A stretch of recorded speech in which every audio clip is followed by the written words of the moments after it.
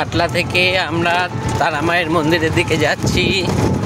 দুদিকে ক্ষেত খুব সুন্দর, একদিকে ধান পাকা পেকেছে, একদিকে কাঁচা জব রয়েছে, জবের কালারটাও সুন্দর হয়েছে। আর একদিকে কলা বন রয়েছে, জব রয়েছে, একদিকে জব পেকেছে। খুব সুন্দর দৃশ্য, দুদিকেই সুন্দর সবুজ সবুজে ঘেরা।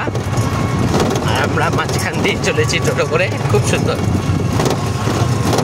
যারা তারাপীঠ মায়ের দর্শন করতে আমরা আসি, বেশিরভাগই রামপুরহাটে নামি ঠিকই, কিন্তু তারাপীঠ রোডে যদি নামা যায় তাহলে আরও বেশি প্রাকৃতিক সম্পদ আমরা কিন্তু দেখতে পাবো।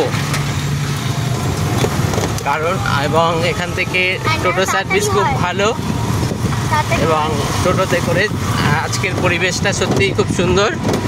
এখন 4টে বাজে কিন্তু কোনো রোদ নেই, খুব সুন্দর। টোটো যাচ্ছে।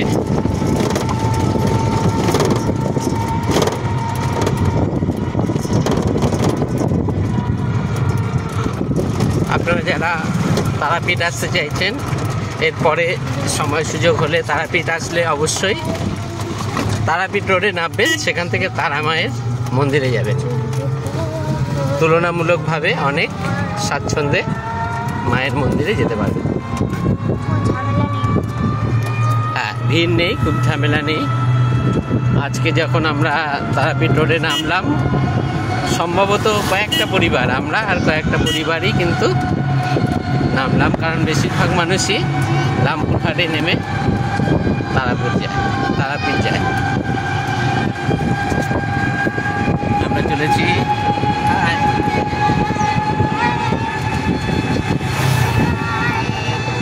জয় মা তারা, জয় জয় তারা,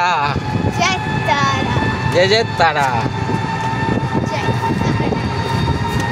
জয়।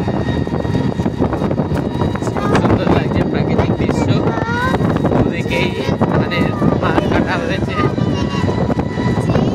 কোনো কোনো জায়গায় ধান পেকে রয়েছে, কিছু জায়গায় জবও রয়েছে, জবও পেকে রয়েছে, খুব সুন্দর লাগছে।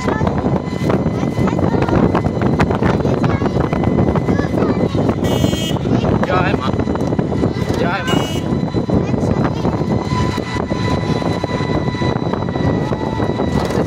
টোটো চলেছে একদম ঝড়ের বেগে চলেছে, দাদা খুব ভালো চালাচ্ছে।